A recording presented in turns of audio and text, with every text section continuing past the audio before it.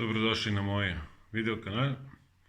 Tokrat vam malo update glede moje bolezni, poteka moje bolezni.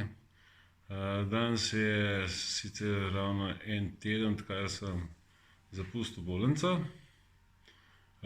Uradno pa že od včeraj nisem več, mi ni potrebno biti v karanteni, ker je že minilo približno 3 tedne od začetka bolezni. So pa problemi, na katere nisem računal. In sicer svoji zdravnici sem v Ljubljano poslal e-mail z izvidi.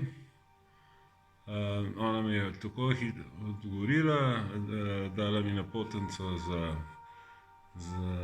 rentgen pljuč, vendar v odpustnem dokumentu iz KBC Reka tam piše, da se moram zglasiti pri zdravniku splošne medicine, pri družinskem zdravniku, da me pošlje na laboratorijski pregled, se pravi krvi in teh stvari.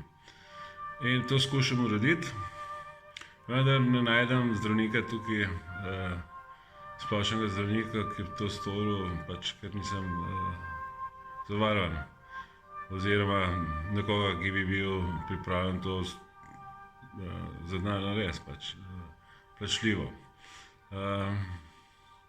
Nekako sem danes dobil sicer, ampak šele čez en teden, na Medico centru v Reki, da ne gre ravno za to, ampak za pregled pri pulmologu.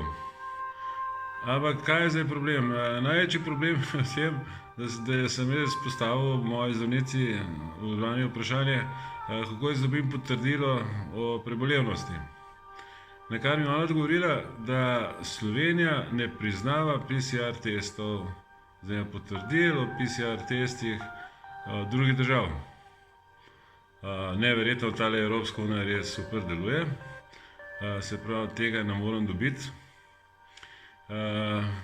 Rekla mi je, pa svetovala mi pa je, da se naj obrnem na NIJZ, kar sem tudi storil, tudi oni telefonske številke nimajo, oziroma se ne moreš uporabljati tazga kontakta, ampak je samo preko spleta. Sem poslal povpraševanje in čakam še odgovor. Torej, neverjetno, ampak Slovenija mi ne more izdati tega certifikata. Lahko da to naredi Hrvaška, čeprav dvomim. Bom skušal to uveljaviti, seveda bom. Glavnem, problemi, na katere sploh nisem pomislil, da lahko obstajajo, se pravi, ne glede, a si prebolel ali karkoli, če nimaš pravega papirja, to ne velja v Evropski uniji. No, to več pove o Evropski uniji kot o čemkoli drugem. Hvala lepa, do naslednjič. Pa še hiter update. Pogledal sem ravno, kar sem pogledal poštni predal in dobil sem od NIJZ naslednje sporočilo.